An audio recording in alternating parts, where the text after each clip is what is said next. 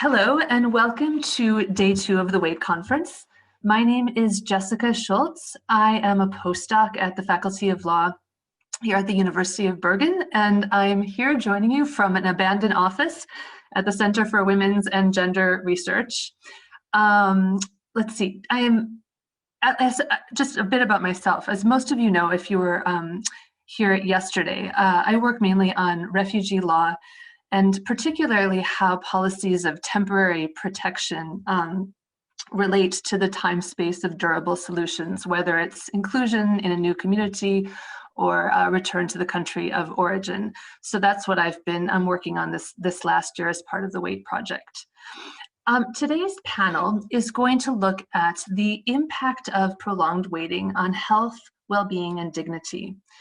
In other words, it's moving us from the more theoretical discussions that we were having yesterday to the question, so what? And more practical implications of our research. Our 4 panelists today will discuss how waiting is specifically produced through laws, regulations, bureaucratic practices, and what consequences this has for individuals and the broader community. Afterwards, I hope that we'll have a discussion about what the project findings might mean in terms of migration and health policy, and how can we translate sort of the harms of waiting into a language that policymakers, bureaucrats, practitioners can work with.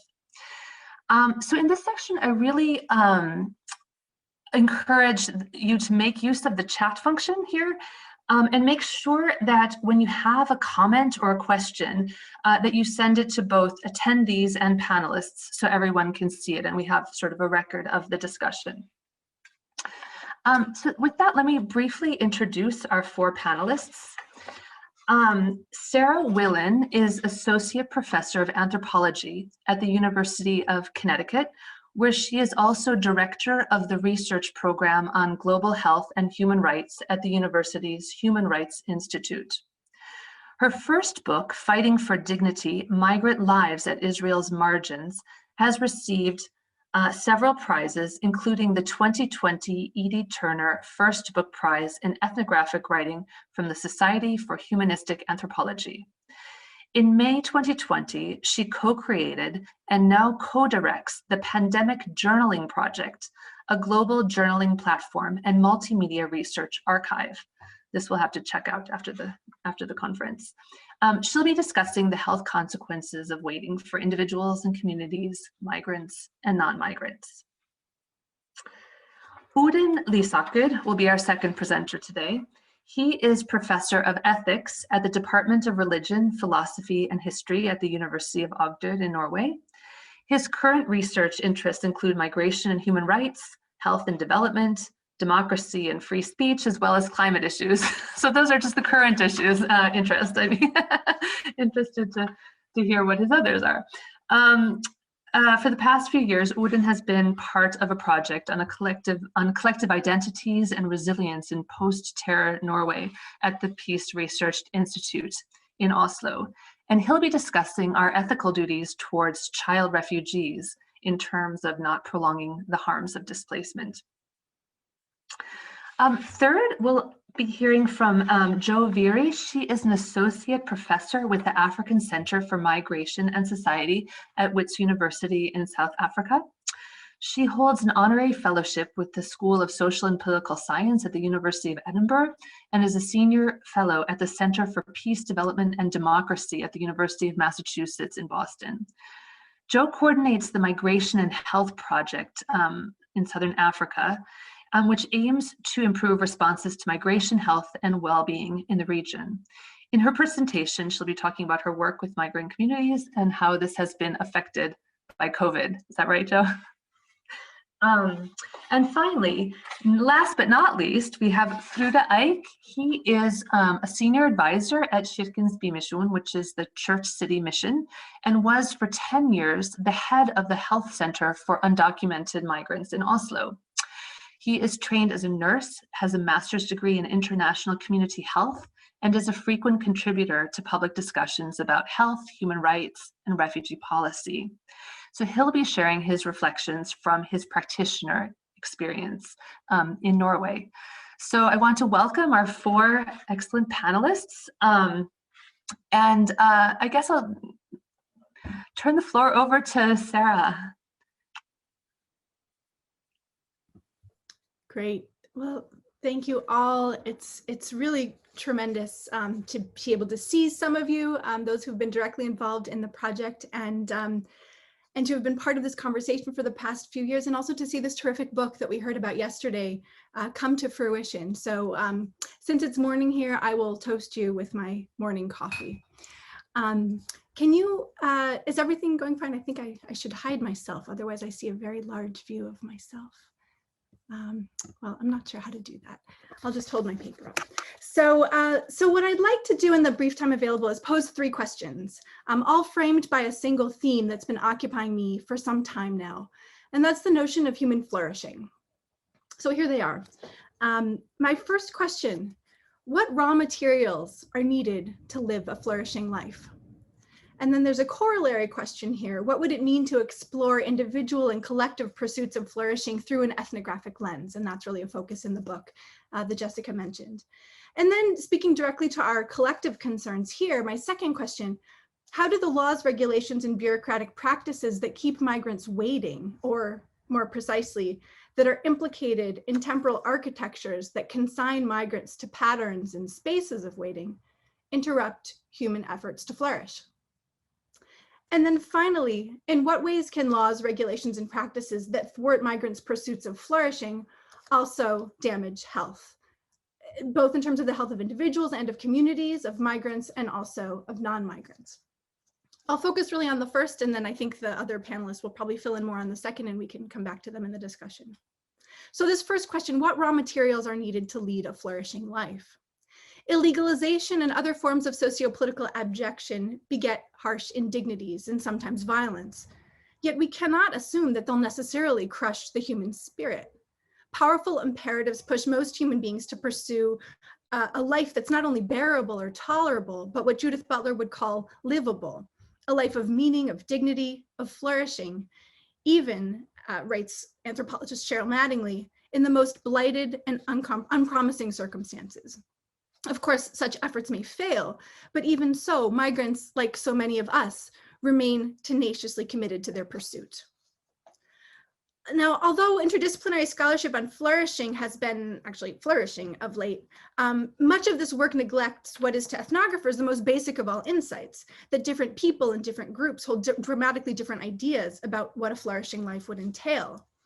So to explore human pursuits of flourishing ethnographically, I think, is to think deeply with the raw materials necessary for what our research partners understand to comprise a flourishing life.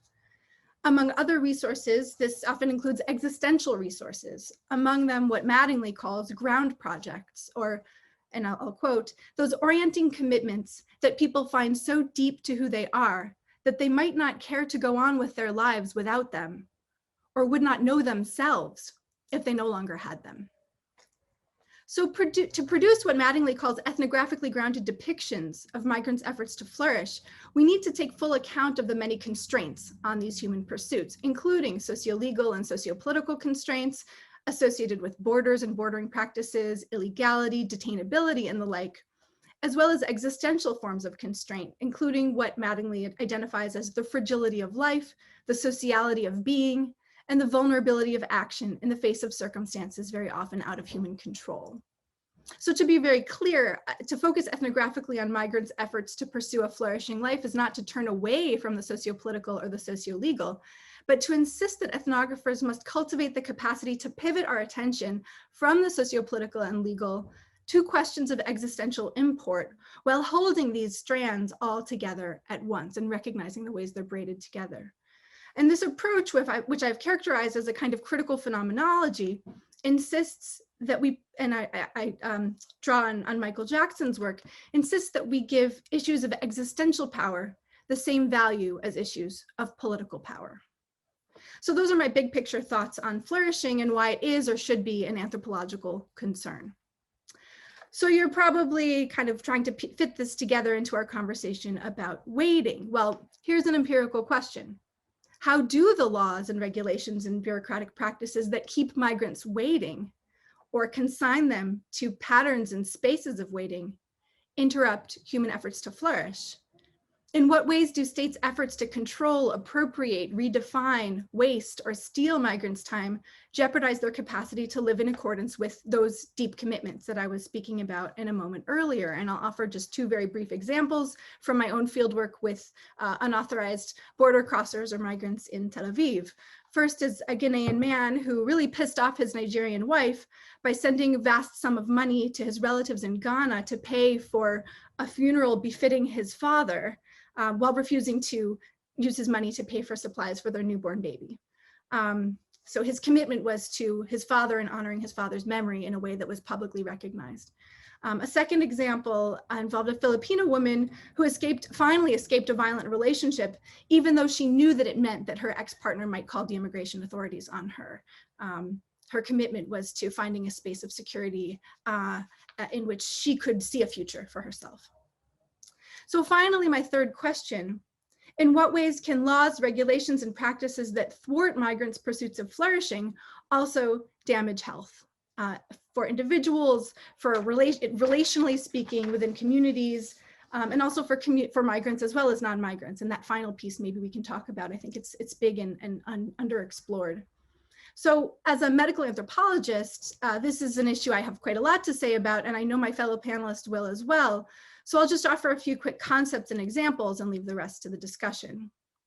So conceptually, there's a robust lexicon in medical anthropology, social epidemiology, and critical public health for describing, and in some cases measuring, how sociopolitical processes of racialization, exclusion, and subjugation or abjection trigger physiological stress pathways that harm health. And here we find a language rich with metaphor that includes terms like allostatic load, toxic stress, and the premature weathering of the body. But yesterday we heard Nicholas describe how the realities of detainability and deportability are both imminent and inescapable for many migrants and also for many others who are racialized, criminalized, and subjugated. In migrants, and I mean that quite literally, in migrants' bodies, these forms of sociopolitical abjection produce a sense that the inevitable may happen at any moment, what we might describe in American English as a sense of waiting for the other shoe to drop. And this experience of heightened bodily vigilance produces a concomitant physiological stress response, the equivalent, the epidemiologists like to say, of slamming your foot on the gas while driving, not for a moment to escape harm, but for days or months, keeping your foot on the gas for days or months or even years. So waiting weathers bodies and it harms health. And I'll close with one more very brief example. I live in a country where young children, at times even toddlers or babies, are ripped away from border crossing parents or guardians as a way of punishing them and trying to remove them from US territory once and for all. And let's just think for a quick second about the unspeakable cruelty involved in this sort of systematic policy, for this is not discretion at work, but policy, and about the ways in which children stolen from their grown-ups are then left to wait, terrified, with consequences that will inevitably damage their bodies and their spirits and curtail their capacity to flourish. Thanks. Thank you so much, Sarah. And that really ties us nicely into Udin's presentation, because you cast a light on the unique vulnerabilities of children in your final remarks. So Udin. Thank you very much. First of all, I would like to thank Christina and all the other members of the WAIT team for organizing this closing conference, as well as for inviting me to be part of the very stimulating project, the WAIT project, during the last years. As Jessica mentioned in this presentation, I will base my viewpoint on a chapter published earlier this year, namely a chapter piece titled "Nowhere Home: The Waiting of Vulnerable Child Refugees," which is part of the WAIT project. I here explore the theme of particularly vulnerable child migrants subjected to prolonged waiting, which I argue, in the chapter, argue that this situation violates their bodily health and life quality together with their inherent dignity and human rights. So I guess this tie goes hand in hand with what we just heard. Against that backdrop, I wish to share with you some key insights which I believe are relevant to this conference. First, I would like to share with you some ideas around the notion of vulnerability. In my view, it's interesting to see that the UNHCR defines child refugees as the most vulnerable group of migrants. We definitely need to unpack the notion of vulnerability. I suggest in the chapter I just mentioned that we define this concept as a human condition. If so, vulnerability cannot be chosen nor chosen away. Furthermore, since vulnerability turns humans into dependent creatures, or so I argue in the chapter I just mentioned to you, vulnerability also enables us to engage through relationships to others. Second, according to the UNHCR, many children are born and raised, and in some cases even become adults and elderly while waiting for durable solutions regarding their uncertain future. This is, of course, an issue and knowledge that most people interested in the waiting have either researched themselves or read about in different fields. In result, many particularly vulnerable child refugees are subjected to what is often termed as protracted refugee situations, and are therefore falling out of time. By this notion, I mean an exclusion from a normal, expectable life cycle in terms of a socially shared scripts of life pathways and life courses, including expectations about the timing and sequencing of role transitions. Subsequently, refugee minors' life course is put on hold regarding temporally conditioned everyday life practices of childhood.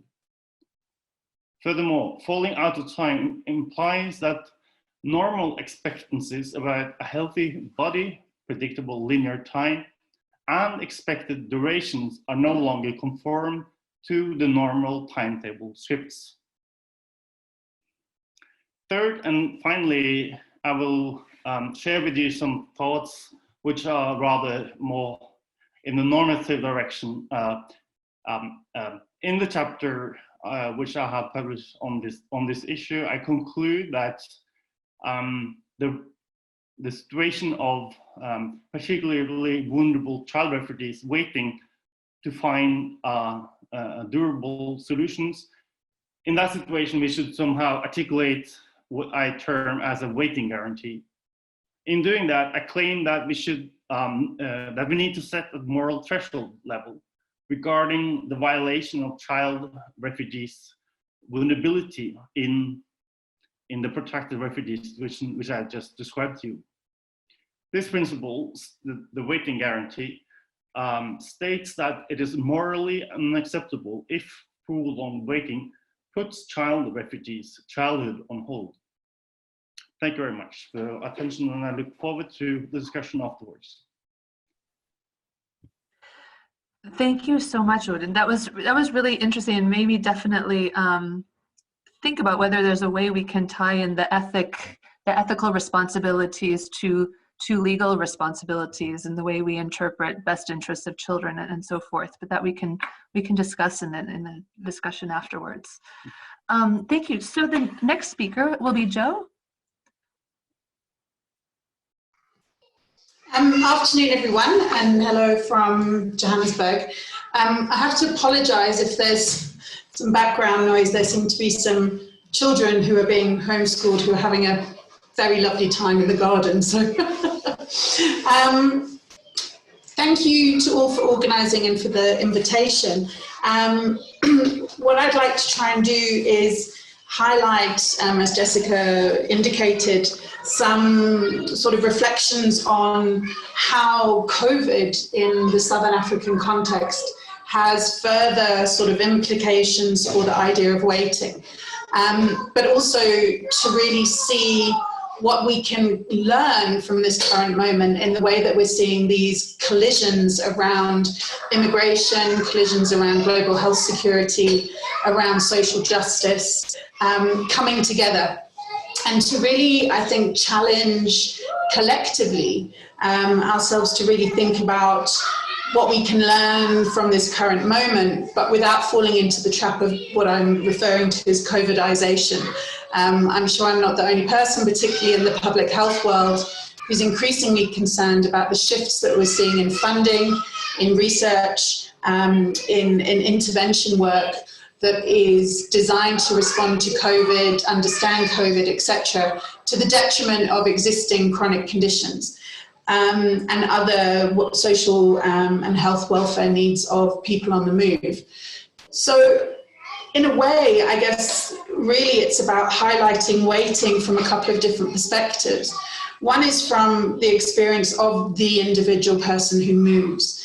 And here I want to make it clear that I'm not only talking about people who cross international borders and looking at the different bureaucratic and administrative categories of non-citizens, but also the importance of people who are moving within countries.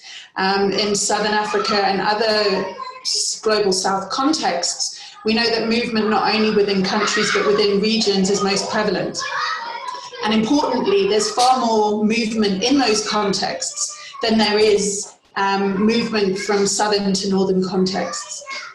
Yet we don't see that reflected in many of the global governance discussions.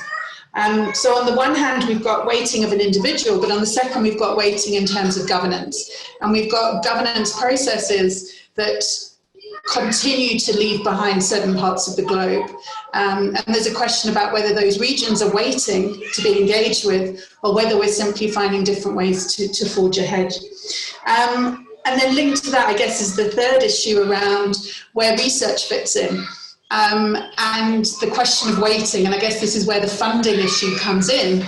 Are we able to access the funds, the resources to do the work that we know is relevant and important in our contexts, but again, work that tends to be driven by other agendas, seeing money reorganized. So I just want to sort of look at waiting, I guess, at more than just the experience of the migrant, the individual who moves, and really think about it in terms of systems responses and global governance, which includes research. So the first thing is to flag that we set up in April the Migration and Coronavirus in Southern Africa Coordination Group. This group initially met weekly and now fortnightly to provide a space for civil society actors in particular who were responding to COVID in the context of people who were being left behind, and in this case with a focus on foreign nationals. And through that process, we've worked with different agencies, international organizations, local migrant-led organizations, as well as regional bodies, to better understand what's been happening. And what's clear is that the ways in which we've been waiting for migrant groups to be included in pandemic preparedness plans has been highlighted. We know from a review that was undertaken a couple of years ago that pandemic preparedness plans do not involve and include issues of mobility and migration. And unfortunately, COVID has brought that to the fore. There is a question about whether that's going to lead to any changes, and I would argue not. The reason being that there is much opposition to inclusive responses to global health challenges, with the increasing presence of the nation state, looking at ways to restrict movement and looking at ways to further legitimize the prevention of movement across international borders. So that brings me to the second issue, which is waiting for access to services, care and support. This is important to think about in the context of a country whereby the majority is struggling regardless of citizenship status. And we have seen very clearly the gaps in the state response, not only to foreign nationals, but also to citizens. And I think there's been some interesting discussions around languages around solidarity that perhaps weren't there previously. But linked to that is the third sort of form of, so that's waiting for access to support and services. And then thirdly, issues around accessing documentation. This has been a huge problem before the COVID crisis. Many South Africans also struggle to obtain identity documents and so forth.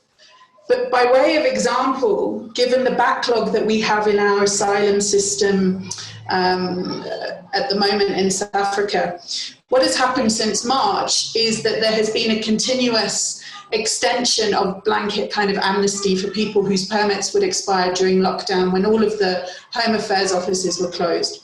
And you can argue that this is yet another form of waiting. Asylum seekers are expected to renew their asylum permits every 1 to 3 months. And what is anticipated is that by the end of September, so a couple of days ago, it would mean that all asylum seeker permits in the country will have expired, meaning that there would be 188,000 asylum seekers plus about 20,000 refugees who would be without their relevant documentation. So given the length of time it takes people to access documents, which obviously is something that spanned yesterday, today, the Brilliant Wait book, is that we're seeing how COVID is then adding additional waiting to that. Without documentation, the waiting for access to services and social support becomes even longer. And I've got just 2 minutes maybe left, Jessica, is that, yeah. And so I guess the sort of final issue really around all of this is looking at the ways in which these experiences of individuals is moving from the immediate acute and, the immediate acute kind of crisis phase where there were particular responses needed into this far more sort of protracted chronic phase where COVID is going to be with us for a long time, and is it going to become yet another chronic condition that we need, in a chronic presence of an infectious disease that we need to be putting into context in relation to other infectious diseases in our region. And this is where that language I was sort of raising at the beginning around, waiting for governance, waiting for funding, waiting for the right research, because we were talking about this in another discussion earlier today, is that we know we are constantly chasing the funding. We know that those of us, particularly in research centres who don't necessarily hold university funded positions, the ways in which COVIDization is beginning to determine the projects that we're looking at. And I think we need to be really careful about that. So I guess it's just a sort of call to all of us who are working in the field around movement to think carefully about what opportunities COVID presents for seeing things in real time, but also what it is going to hide and take us away from. So yeah, just to end is a cautious note of the global health security agenda being co-opted by immigration actors wishing to reduce and restrict movement further across borders. And we're seeing a return, I would argue, that we've seen in other parts of the world, but an increasing return to using health and health status as a form of an international border, as a way of further restricting movement. And we're seeing that coming in South Africa as we start reopening borders, which will impact waiting even further. Thanks. Thank you so much, Jo, for that rich presentation. It gives us tons of things to think about as you highlighted all of these different aspects of waiting. The last presentation is from Frode, so I'll give the floor to Frode. But before that, I just want to remind people to put their questions and comments in chat. That includes the panelists, so we can start the discussion afterwards. I don't think as yet that I've seen anything, so so please don't hesitate to jump in as you're listening. Thank you, Frode.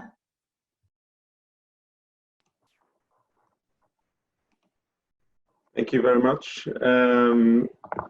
Thank you for inviting me to this panel, and congratulations with a great project and an upcoming book.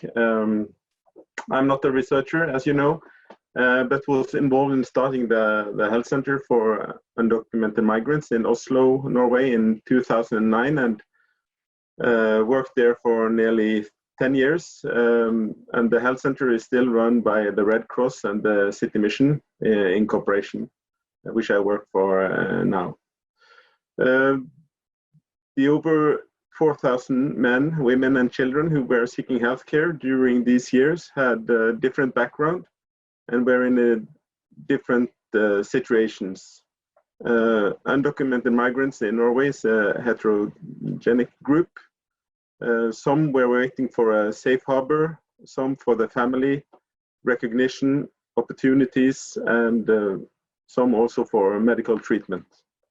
Some of them call themselves humans in limbo.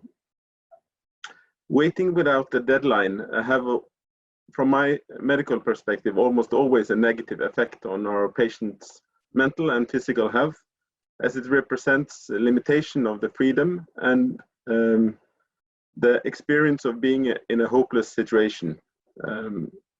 Many feel that they are not believed, not recognized as a legitimate person who needs protection, or not seen as worthy of a fresh start. This threatens their human dignity. For many, waiting means that they cannot go on to deal with their traumatic experiences, go on to fulfill their role providing for the family, or go on to make a new and better life.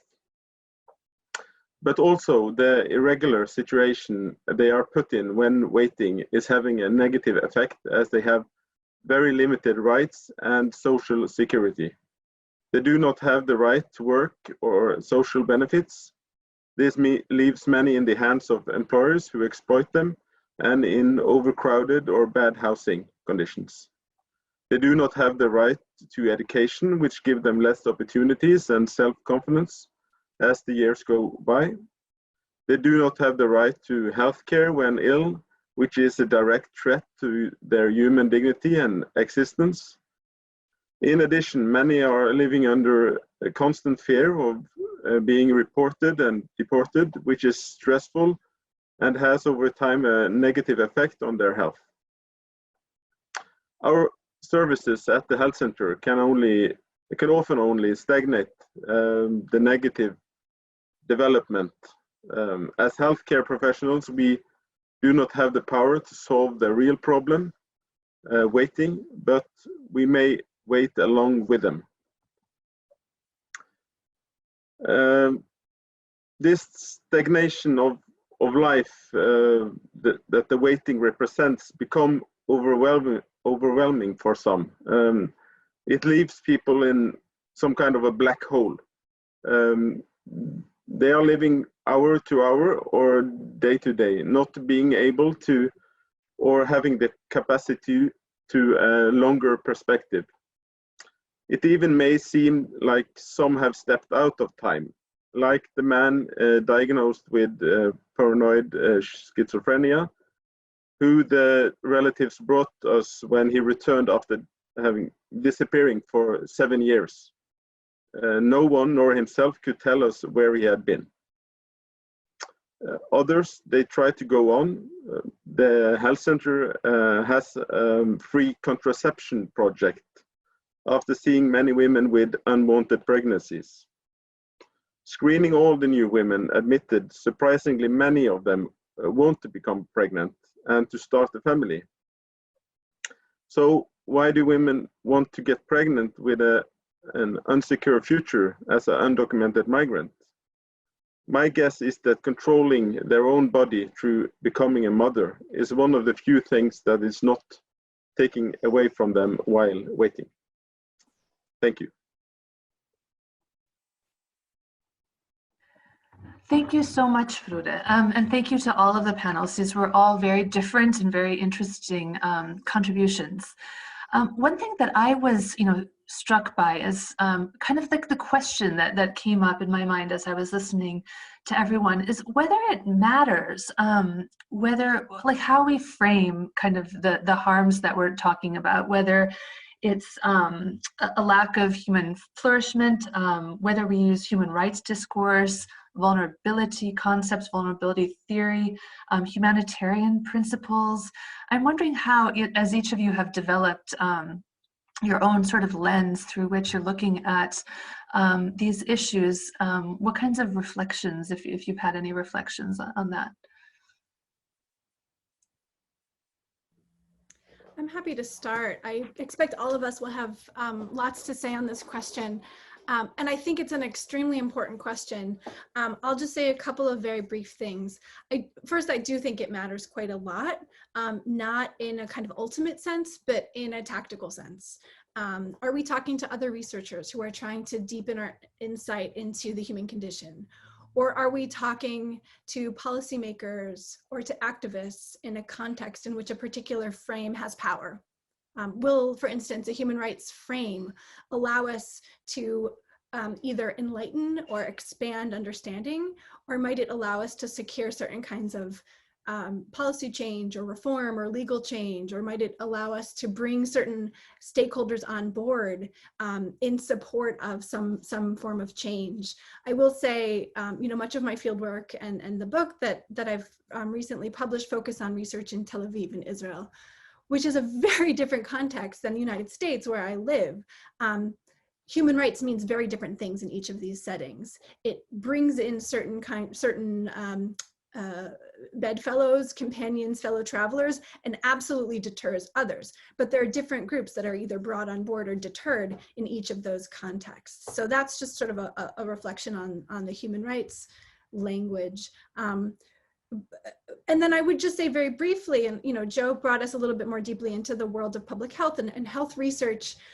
If you're trying to get research funded that's meant to try and affect change in terms of irregular border crossers or migrants' access to certain services or care, you really need to know the language that's going to speak to those audiences. And using the language that's going to work in a policy context won't get you very far necessarily in trying to raise funds for research. And so, some of the social epidemiological terms that I was introducing earlier, like toxic stress and weathering, and also the language of adverse childhood experiences or ACEs, those are terms that have been, in a kind of brilliant and fascinating way, been developed by critical public health scholars, social epidemiologists, who are trying to move their very conservative, slow-moving field in the direction of appreciating the impact of structure and system and law and policy on opportunities to lead a healthy life. And so, I think that what the critical public health folks have done is affect a kind of discursive shift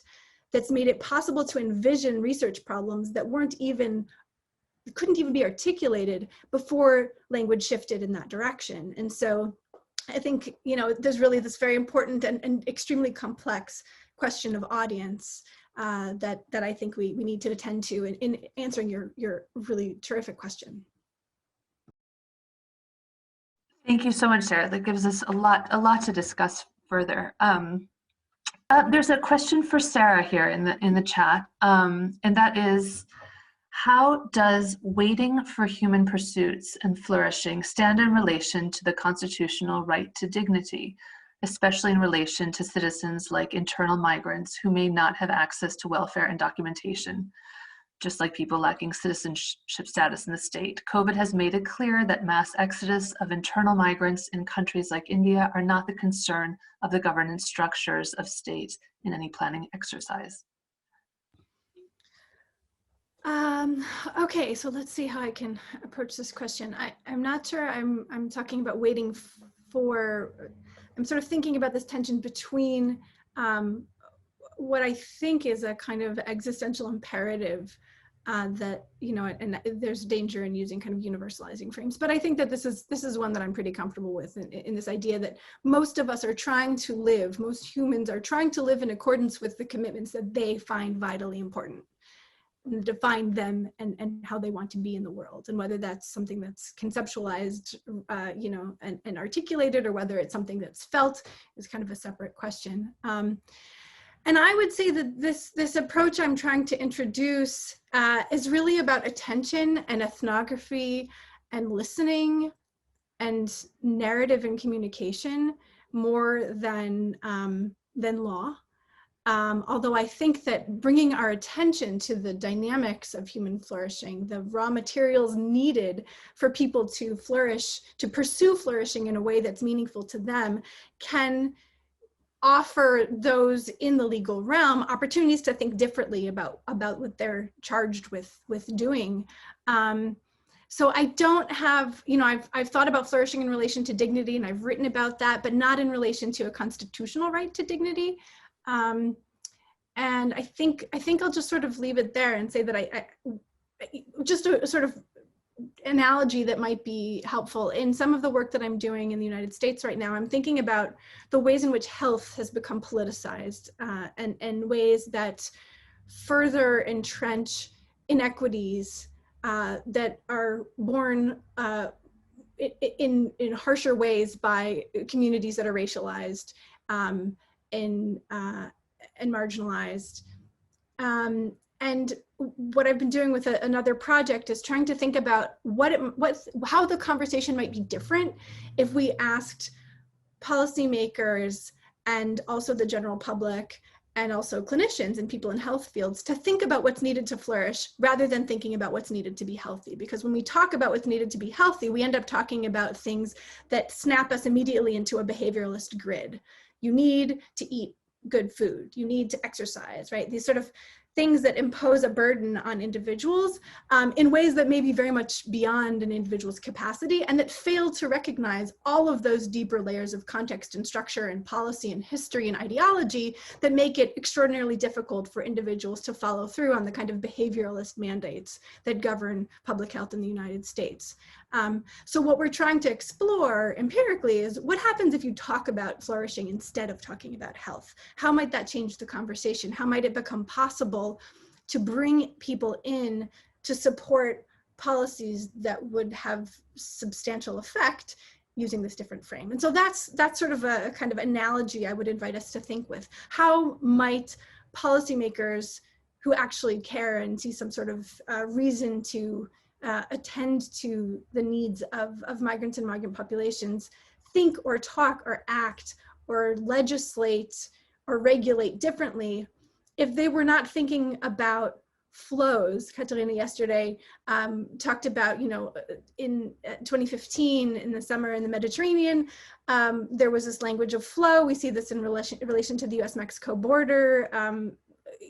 Human individuals become, in public discourse and policy discourse, part of an undifferentiated mass whose individual needs and struggles and dreams and strivings are completely erased by the frame used to structure the conversation. So if you reframe the conversation and you attend to something like what's needed for individuals to pursue flourishing as they understand it, might something move? That's the kind of question I'm asking.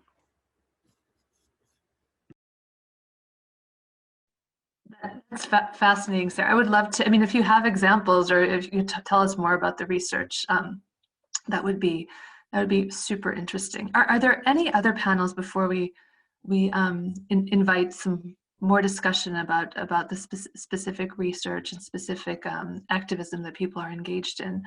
Any one of the panelists who have, yeah, Joe. I don't trust your microphone yet, Odin, but I'll ask Joe. Thanks. Hopefully this is better now. I've got my giant headphones on. Just picking up on Sarah's point. I think that whilst in some ways, is health becoming more political? I'd argue it's always been political, but perhaps there's more awareness of how political it is, and sort of mainstream. The public beginning to realize that.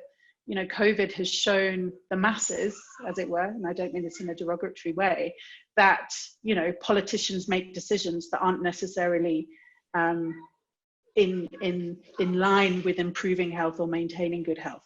That politics trumps good health, right?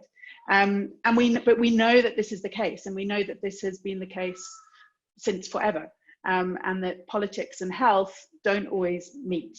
And I think that's where my concern around whether or not the language of flourishing, which I think is really, really important and is an important concept, does it actually help us move past this? You know, this assumes everyone wants everybody wants everyone to flourish, right?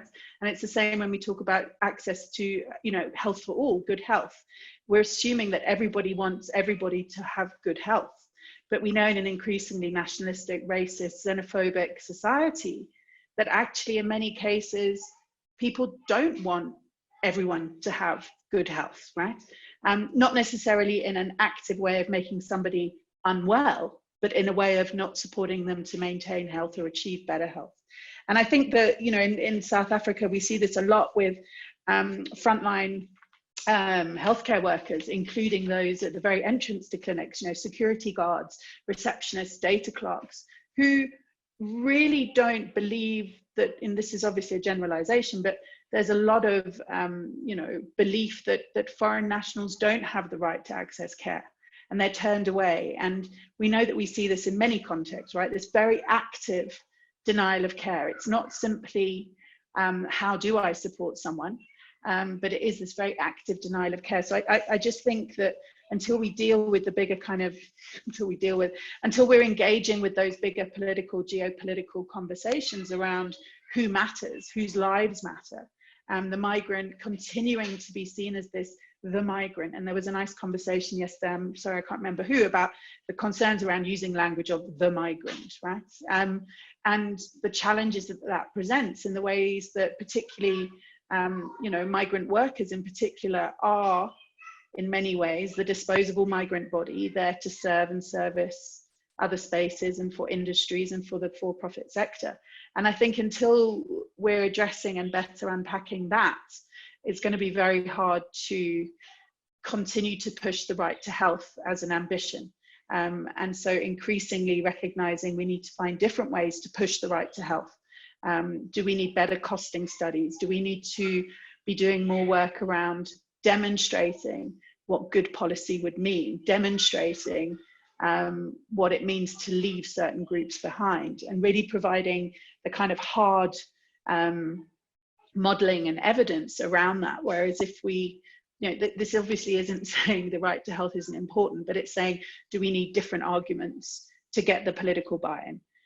The minute you mention foreign nationals to somebody in a Department of Health, etc., somebody in a you know, national fiscus, automatically it's politically convenient to then blame, right? And just say, well, if we keep them out, then we don't have to deal with it. Rather than looking at the data that you know, is really sort of suggesting that in many contexts, the contribution to national fiscus, GDP, etc., by foreign migrants or by other forms of mobile workers within countries far outweighs any provision of healthcare to those individuals.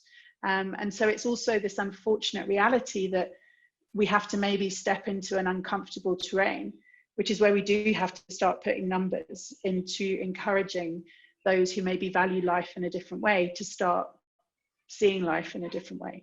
And it's a space I'm very uncomfortable with. I don't want to quantify someone's worth, but I have learned over the last sort of 15 years that without those arguments, you can't go in to a state space to make an argument and fight for improved access, for example, to care, because you get pushed out and sidelined. And so how do you make sure that your commitment to improving health and welfare and health for all finds a way to join those conversations?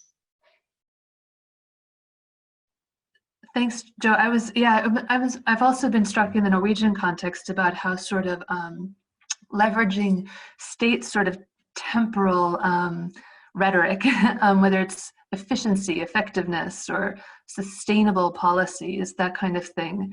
I've often wondered if that could be an opening for change. But let me just ask Sarah if she has any comments, and then we have Frode and Odin, and then Nicholas after that.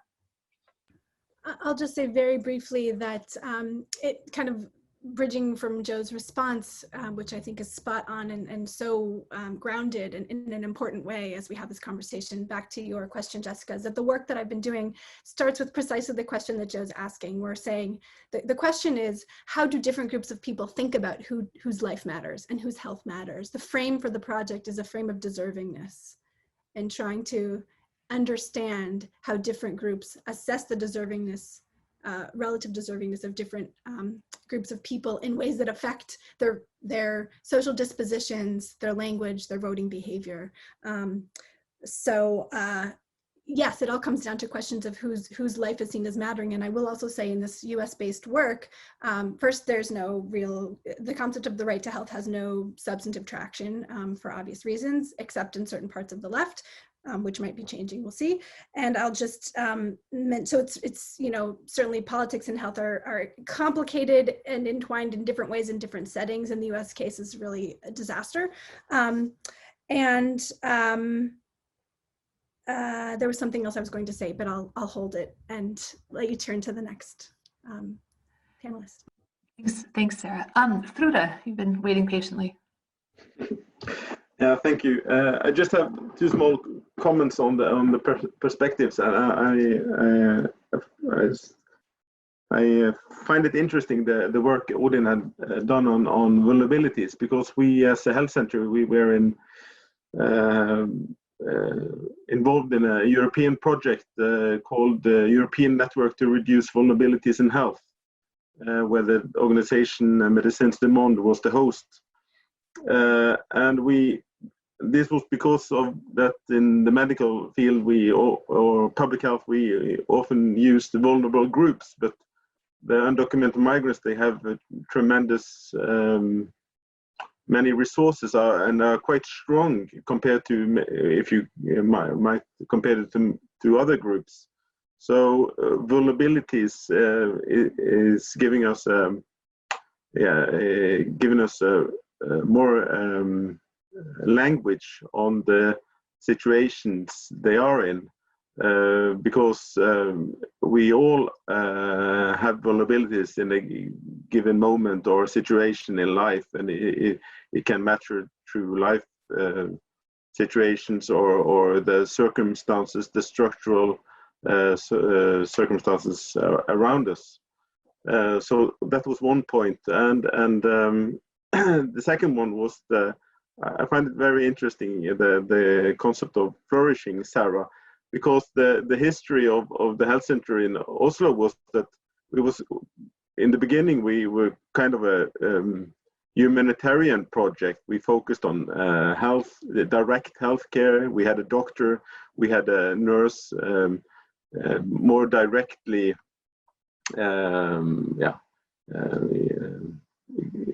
directly healthcare to the patients. But the patient, they can come with their life situations. And then we had a mental health project for 3 years, and we got to help with a great anthropologist, Per Christian Hilden, and also a PhD candidate, Christina Bruxenburu, at the University of Oslo, who helped us explore the different findings in this project. And we developed slowly to having different groups.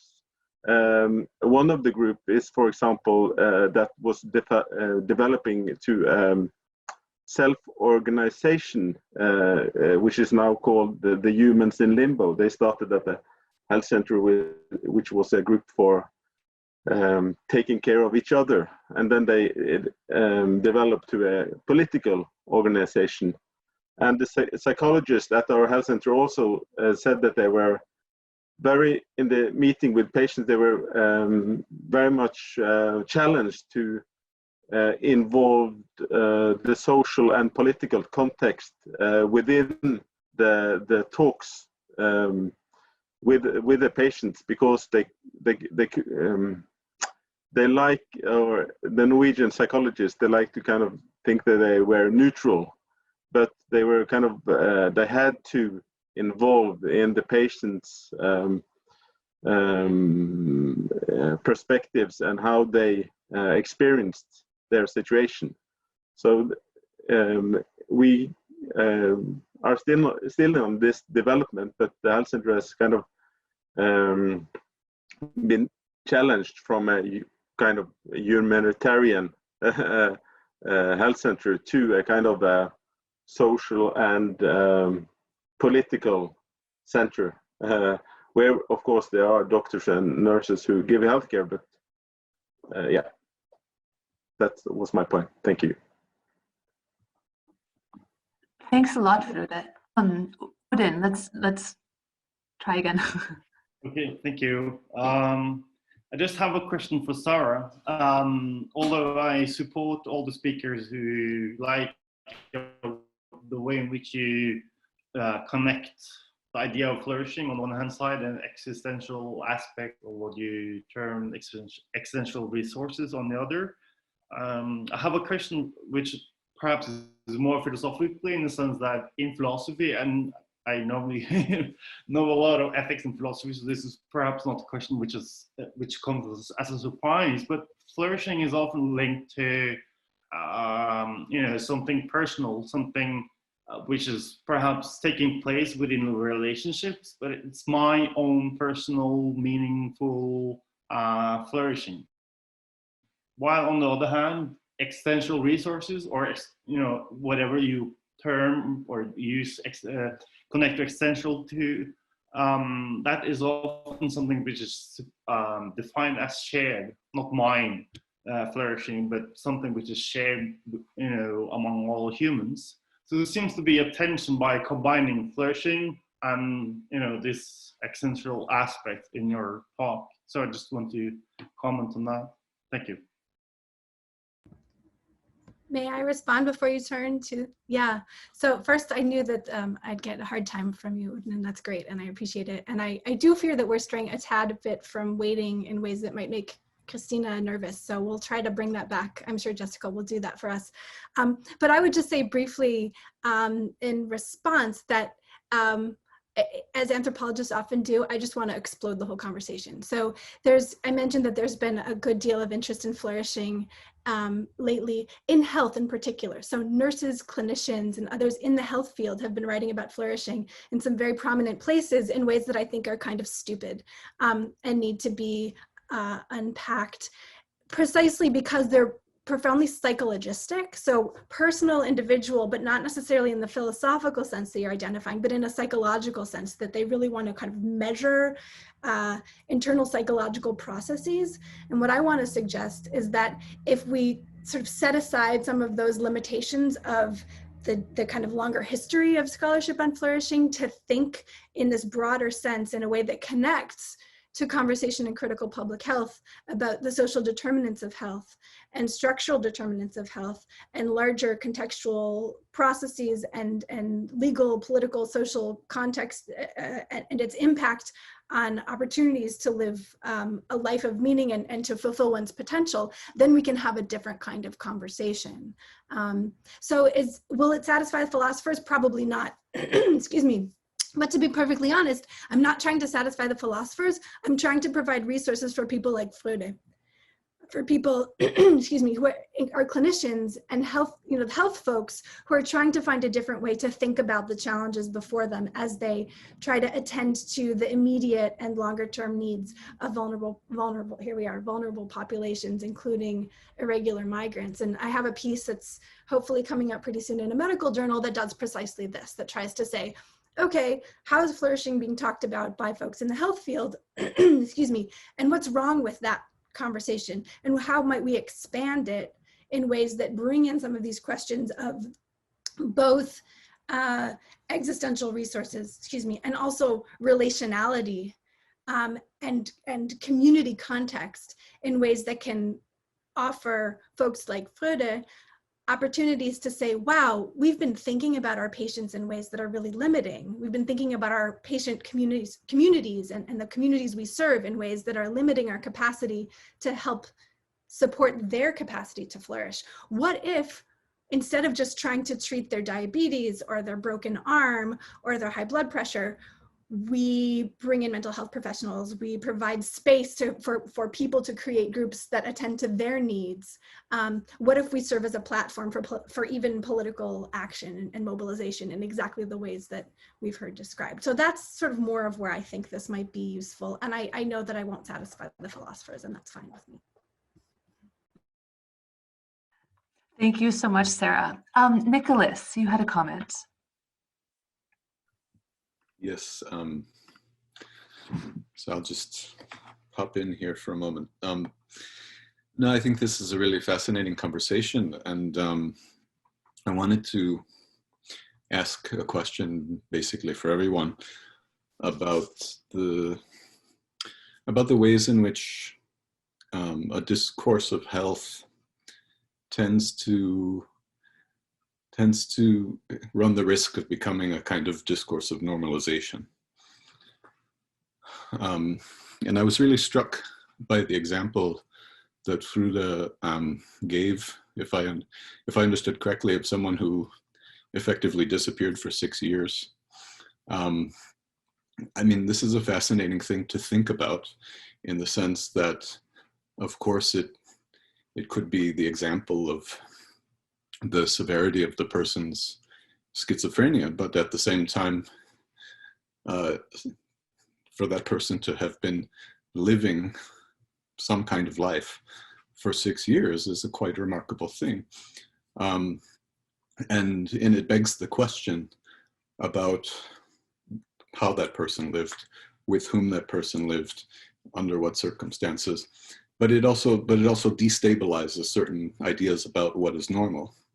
And, you know, and even, you know, again, even under conditions of, you know, very, you know, strained mental health, people get on with life, you know.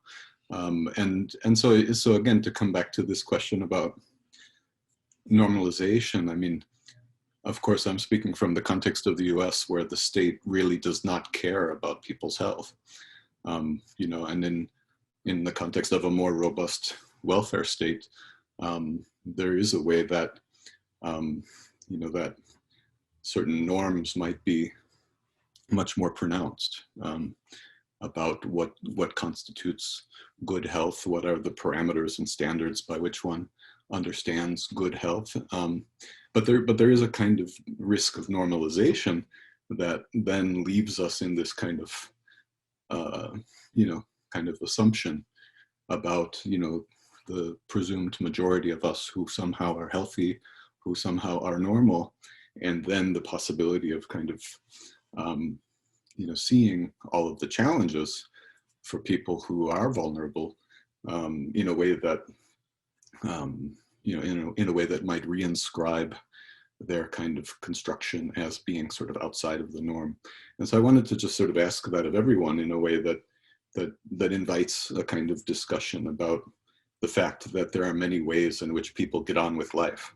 You know, so again, to use that example of what was going on for that person who for 6 years, you know, basically was making do, you know, and to link it up to the theme of waiting, you know, again, waiting isn't dead time. It isn't just wasted time.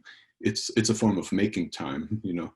It's a question of how do people productively and actively engage with various predicaments that might be challenging in a variety of ways, but nonetheless, you know, kind of present that dilemma of you know, making life happen, getting on with life, trying to pursue their projects even against all odds.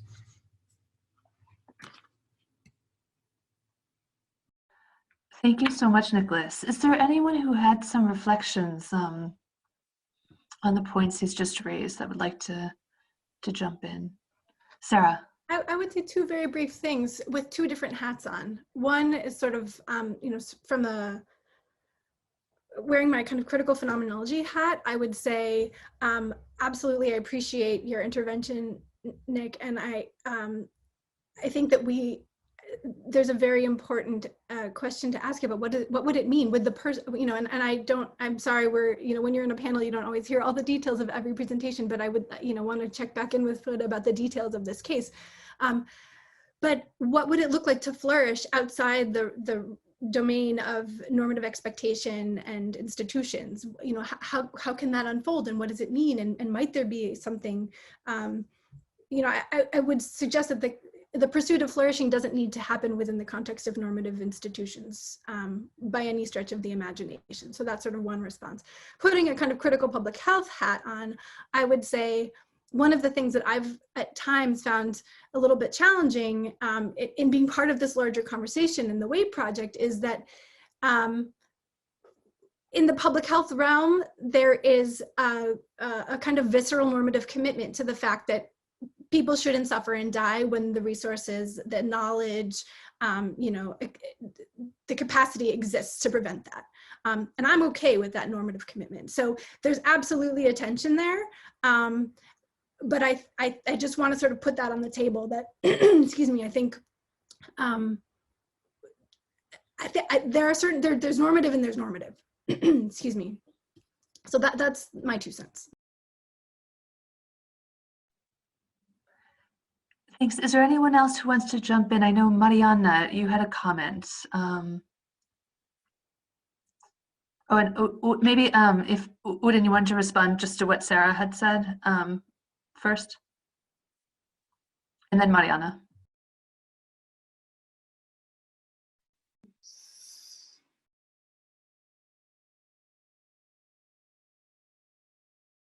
Sorry, there you go. No, I just want to say a few words regarding what Nicholas just said, and also following up upon what Sarah answered to his very interesting question and challenging perspective. I think there's something that we should look more into regarding Nicholas' point. At the same time, I think it seems to be, you know, regarding my paper and the issue of a waiting guarantee, maybe we should also speak about, you know, certain time limits, because certainly there are different ways in which to flourish, or to, you know, there might be some power related to ways in which we define what is normal or not, but being outside of society somehow. 6 years, you know, could be as, I don't know, normal or abnormal. But it, at the same time, as Sarah also highlighted, I think there's, you know, not only the time and the you know, the duration of that, of the 6 years of being outside of somehow normal circumstances, but also, I mean, Sarah perhaps talked about existential resources, and if you don't have those resources at all, you know, as she said, what kind of flourishing could that be? Or in my case, what kind of dignity could we speak of in that? If you don't have shelter, etc.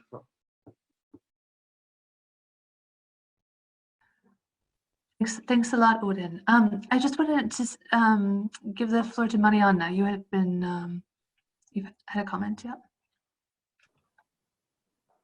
Hello, yes, thank you so much for this very insightful comments and discussion, and it's really been food for thought. I want to continue on some of the points that has been raised here, and particularly the last question here about what would it mean, and is it possible to flourish outside of well, in this case, without legal status? What would it look like? Because in many ways, the policies, at least here in Norway, are directed at precisely disrupting flourishing. As I've in my PhD and in collaboration also with the healthcare center, I was looking at access to healthcare, and one of the fascinating thing in the Norwegian context is also how people are kept alive but not allowed to flourish, in a sense that you receive a minimum healthcare that keeps you alive, but you're not necessarily cured. And what seems to be coming more and more also is that care is kept being delayed as long as possible before healthcare is given, maybe at a very late stage, like you're not treated for your cancer before it is becoming advanced. And in this sort of continuing disrupting basic resources for flourishing. And I think it's also interesting that the project that the healthcare center has initiated in terms of psychosocial health, which I think is also in the dilemma of do you, by trying to help people live with the stress of irregularity also normalizes the situation. Because I know it's a dilemma that the healthcare center has raised, is between the pragmatic, trying to sort of find pragmatic solutions, and also challenging the more systemic level of that do prevent people from flourishing, which I think is an interesting aspect here. How do you sort of deal with that dilemma in this context? And of course, Joe's comment reminds us of also the contextuality, that it's different in many places. It is also an active denial in the end of some lives, and not only lives, but also how whose life chances matters, which I think is interesting here in the discussions. Also to the question, the other issue that has been raised about the sort of waiting deadlines, and I think it ties into to also the question about whether time should be a requirement for accessing rights and membership, which is also a way of sorting people versus sort of more territorial presence as a grounds for accessing rights and membership. And yeah, if anyone have any thoughts around, in the sense that rights also lead to the delay of the delay of access to rights. What would that matter in context of healthcare, for instance? Thank you. Thank you so much, Mariana. I know, Fruda, you had a comment to what she's just said. Yes, thank you for the comment. Nicholas and Marianne and Sarah. I find it very interesting in taking part of these debates, because it also challenges us as service providers. Of course, this just concerning this case, the man, he was in need of emergency healthcare at the time, and he was hospitalized, and he was admitted at the Norwegian hospital, mental hospital, for 4 months. So just and he got treatment, and hopefully he got a better life after this, and medication at least, and in contact with his relatives. Concerning the issue of normality, I'm a bit reluctant to as a non-academic to answer this, but of course we have been in the dilemma of facilitating, I would not say a flourishing life, but a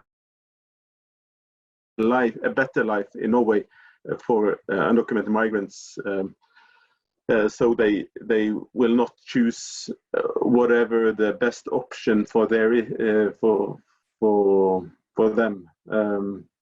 But we as a professional health personnel, we can't take this choice from our patients, and we some kind of have to trust that or help them in this, or to see the possibilities that they have in their life.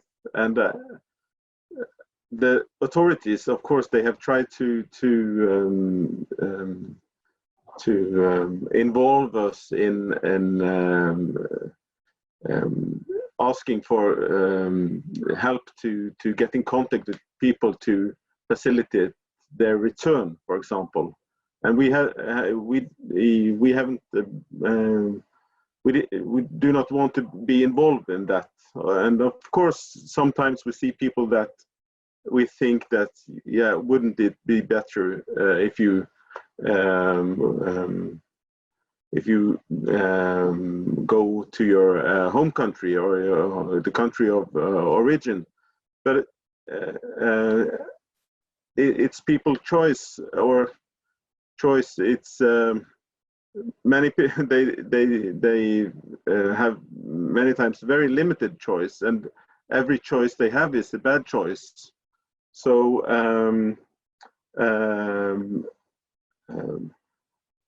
it's many times hard to be in kind of a close contact with undocumented migrants, and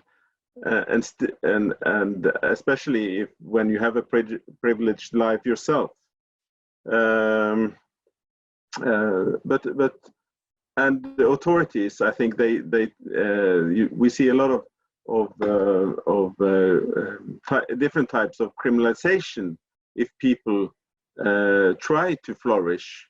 If people take some kind of work, even if it's not legal, they will be, if the authorities see them, they will be penalized, and they are more likely to be deported. For example, if they involved in their local communities, they are more maybe more eager to, or prone to be reported. So it's many different mechanisms that's working against people in an irregular situation to flourish. All the structures is going to people to kind of isolate and hide, and they do. Yeah, thanks. Thank you so much, Frode. I want to make sure we have a chance to respond to one of the questions from the participants. This is Johan, and he asks, concerning individual flourishing, is there a way of creating new border mobility temporalities that minimize the medical harm, trauma, and suffering connected with waiting? Would they even be possible to imagine? Would Roland Barthes' concept of idiorhythmy in his seminar on how to live together, i.e. the combination of allowing personal life rhythms to flourish while coming together in relations, be helpful in this context? That's a challenging question. Who is up to the challenge? Sarah, thanks.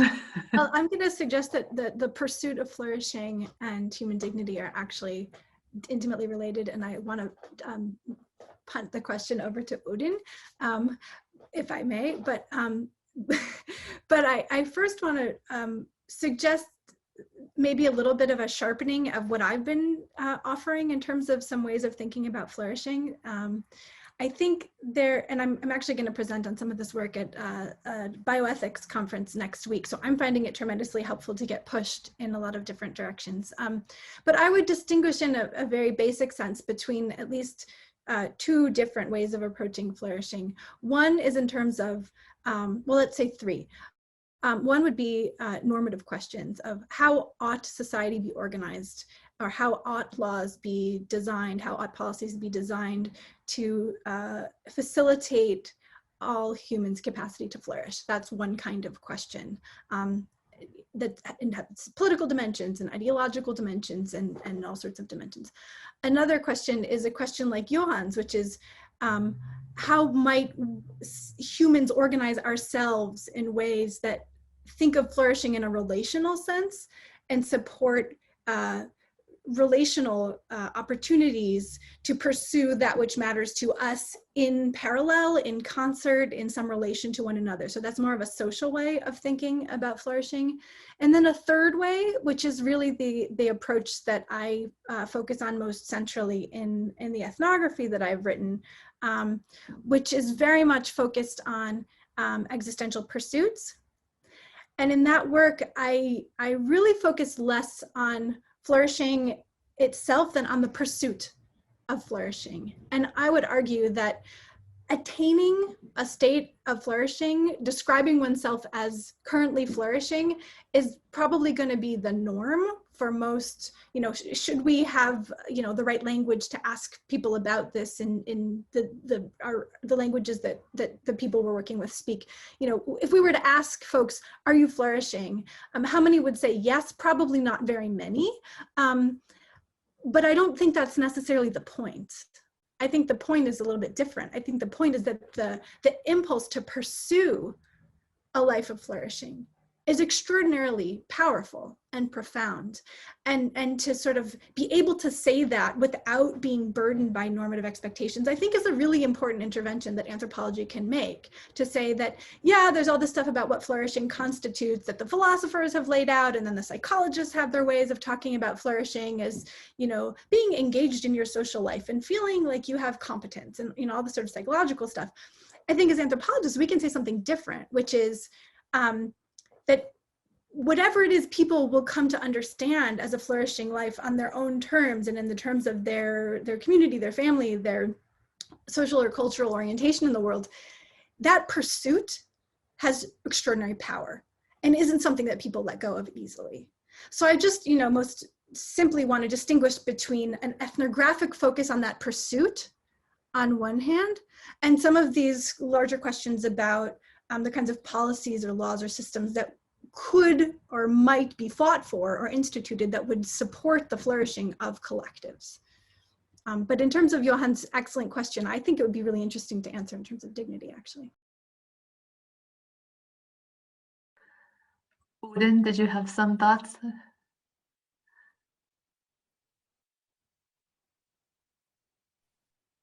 Not actually this last question, but there are two other questions earlier on which I didn't get to answer because of the internet connection was not working well. And there was one question in the beginning of this panel about protracted refugees situation and the definition of that notion. And the question was, how long do people have to wait in order to be defined as persons who are subjected to protracted refugee situation? And the answer is 5 years. But the thing is that at least in light of the figures put forward by UNHCR in 2015, the average waiting time is not 5 years, but 26 years. So that's one of my motivations for writing the paper, which I presented some points from during this panel. Yeah, and there was also a question earlier on regarding whether this is something, whether my notion of waiting guarantee is linked to psychological or sociological aspects, and the question and the answer to that question is yes. I didn't mention that in my presentation, but I draw on empirical studies, both psychology and sociology, in order to say something about the costs of being subject to waiting. I think if I may just jump in that, like in your paper, you also don't brush over kind of the harm of displacement and the trauma that some people might have experienced over the course of the displacement. So that doesn't get sort of rubbed over in a sense by sort of normalizing the person who's been forcibly displaced together with the broader population. So I thought that was also interesting. I think we have time for one more comment or question, if anyone would like to take the floor from among the panelists. I don't know if Joe, yeah, Joe. Thanks, everyone. I wonder, you see, I mean, I think that Sarah brought it up later, you know, in the last comment you made, Sarah, about, you know, it's kind of this language of who defines flourishing and how do individuals that we maybe are working with define flourishing themselves. And I think that that's really where a lot of this comes down to, is we're talking a little bit in the abstract in some ways around, you know, what our definitions of flourishing might be. And what I think is interesting, drawing from work from, for example, Southern Africa, it's been interesting to see how individuals frame certain attainments, achievements, concerns, you know, assets, for example, as ways that they perceive a form of flourishing in terms of what it means to own certain possessions and things like that. Whereas some of the kind of issues around sort of health, well-being, security, safety are not necessarily seen as important. And I think that that's where some of the tensions around how we sort of position, how we understand flourishing, or, you know, capabilities approach and things like that, and the tensions that can have. So I'm not suggesting no one's thinking about that, but I do think it's really important to raise, because in a way some of this around the kind of question around documentation, you know, it's also how do we disrupt the idea that documents facilitate flourishing or facilitate a better life, because we are through that process playing into a geopolitical norm around the importance of, you know, documentation and what it means to be made legal or illegal, which I think many of us obviously don't agree with that kind of way of categorizing people. And again, you know, this question of in which context are we talking about people who have either are or have become undocumented? In some contexts, those are individuals who have moved, who haven't been forcibly, you know, who are not considered forced migrants, who've moved for other reasons, struggled to access the documentation required to be in the country legally because of restrictive immigration acts, but they themselves are often, you know, earning, remitting, etc., and potentially doing better than some who are documented. And we've seen that. I mean, I keep obviously going on about South Africa, but we've seen where somebody holding a refugee permit doesn't necessarily do better than somebody without documents, and both of whom do better than a South African citizen. And by better, I'm talking about sort of income, livelihood, educational attainment. And so we also have to recognize, again, this is contextual, you know, but what this kind of, you know, achievement, choice, agency in making those decisions means in different contexts. And I think this is potentially where the language of bounded agency could become helpful, maybe, but sort of thinking about, you know, the decisions that people make within a context of potentially limited options. But within those limited options, that doesn't mean that a form of flourishing capability, etc., doesn't exist. And I think that some of the, yeah, I think these are just parts of the work that I think people are doing anyway, but would be, I think, interesting to sort of look at in relation to some of these issues. Thank you so much, Jo. This is a fantastic conversation, and I think it just kind of makes me want to find an opportunity to continue it, give us some time to think and continue our work with all of these different inputs in mind. I want to thank all four panelists so much for this great conversation. We're going to take a break now for a half an hour, and then we'll come back for a movie and the third and final panel of the conference. So thanks again for your attention and for your contributions.